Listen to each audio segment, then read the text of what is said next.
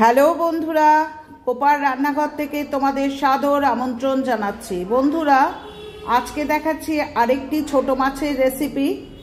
শীতকাল, পেঁয়াজকলি বাজারে উঠে গেছে, বেগুনও খুব ভালো উঠছে, সুতরাং পেঁয়াজকলি আলু বেগুন দিয়ে ছোট মাছের রসার চচ্চড়ি, অর্থাৎ ছোট মাছ বলতে এখানে আমুদি মাছ।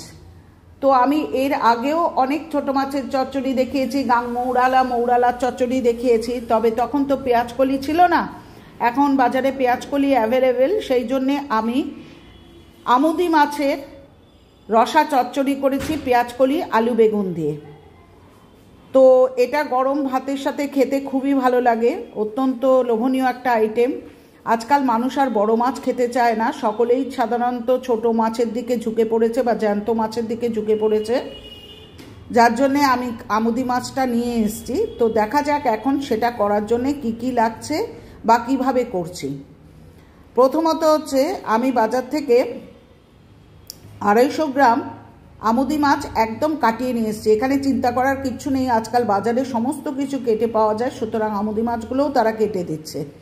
পেঁয়াজকলিকে লম্বা লম্বা করে কেটে নিয়েছি, আলুকে লম্বা লম্বা করে কেটে নিয়েছি, বেগুনকে লম্বা লম্বা করে নিয়েছি এবং পেঁয়াজ কুচিয়ে নিয়েছি। দেখেছেন বন্ধুরা, বেগুন, পেঁয়াজকলি, আলু সবই লম্বা লম্বা করে কেটে নিয়েছি। আর আমুদি মাছটাকে নুন হলুদ দিয়ে ম্যারিনেট করে রেখেছি, পেঁয়াজ কুচিয়ে রেখেছি, টমেটোর পেস্ট করেছি, এটা আদা রসুন কাঁচা লঙ্কা এবং শুকনো লঙ্কা দিয়ে দুটো টমেটোকে পেস্ট করে রেখেছি। ঠিক আছে বন্ধুরা, তো এখন আমি কি করেছি, কড়াইয়ের মধ্যে 3 চামচ সর্ষের তেল দিয়েছি, দিয়ে আমুদি মাছগুলোকে লাল লাল করে ভেজে তুলে রেখেছি। 2 পিঠি ভালো করে ভেজেছি, তবে বারবার নাড়াচাড়া করবেন না, তাতে গুঁড়ো হয়ে যায় মাছ। দেখুন আমুদি মাছগুলোকে এইভাবে আমি ভেজে একটা আলাদা প্লেটে তুলে রেখেছি। কড়াইয়ে আরেকটু তেল দিয়েছি, কালো জিরে ফোড়ন দিয়েছি, দিয়ে যখন ফোড়নটা ভালো করে ভাজা হয়ে গেছে সেই সময় আলুর যে কুচিগুলো অর্থাৎ আলুর যে টুকরোগুলো সেগুলো ছেড়ে দিয়েছি, দিয়ে ভালো করে ভাজতে শুরু করলাম। ঠিক আছে, এরপর দিয়েছি হচ্ছে পেঁয়াজ কুচি। এবার পেঁয়াজটাকেও আলু পেঁয়াজটাকে ভালো করে ভাজতে শুরু করলাম। এই চচ্চড়ি খেতে কিন্তু একটু তেল বেশি লাগে, কিছু করার নেই, তার কারণ হচ্ছে এগুলো তো আমরা রোজ খাচ্ছি না, যেদিন খাচ্ছি সেদিন একটু যত্ন করে করতে হয়। তো আলু পেঁয়াজটাকে যখন ভাজা হয়ে গেল, দেখেছেন বন্ধুরা, এখানে আমি আমুদি মাছগুলো 250 গ্রাম আমুদি মাছকেই ভেজে রেখেছি। তারপর পেঁয়াজকলি দিয়ে দিচ্ছি, এবার পেঁয়াজকলিগুলোকেও আমি ভাজতে শুরু করলাম। এরপর আমি দেব হচ্ছে এর মধ্যে একটু নুন দিয়ে দেবো, যাতে পেঁয়াজকলি আলু বা পেঁয়াজগুলো সবই নরম হয়ে যায়। দেখুন আমি 1 চামচ নুন দিয়ে দিয়েছি। ঠিক আছে, এবার পেঁয়াজকলি আলু এবং পেঁয়াজটা ভালো করে ভাজা হতে শুরু করলো। এই ভাজার পর আমি এখানে বেগুনগুলো যেগুলো লম্বা লম্বা করে কেটে রেখেছি, আমি প্রথম থেকেই বেগুনগুলো দেবো না, কারণ হচ্ছে বেগুনগুলো গলে পাক হয়ে যায়।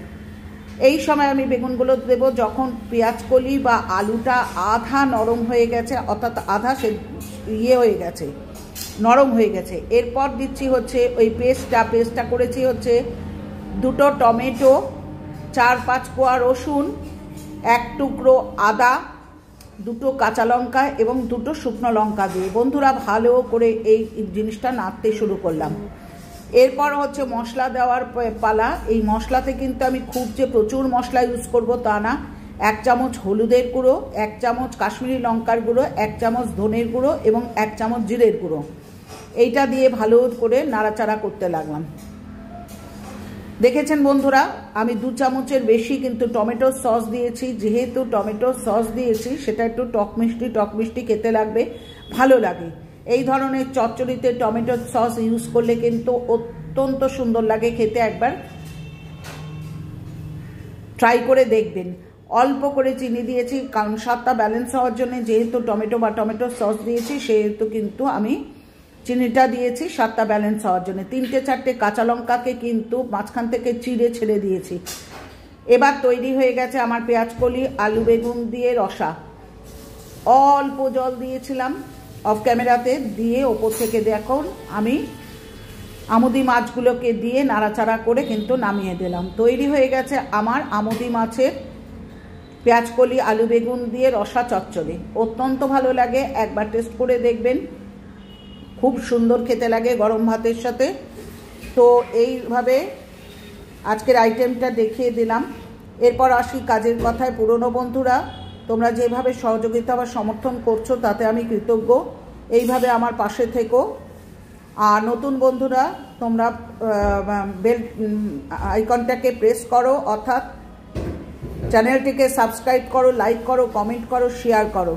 আচ্ছা, একটা কমেন্টের গুরুত্ব কিন্তু অপরিসীম, কারণ এটা কিন্তু একটা ভালো আইটেমকে পরের দিন করতে আরও উৎসাহিত করে। বারবারই বলছি, প্রত্যেকেই পুরো ভিডিওটাকে ওয়াচ করো। আজ আসি, পরের দিন আসবো আবার কোনো নতুন আইটেম।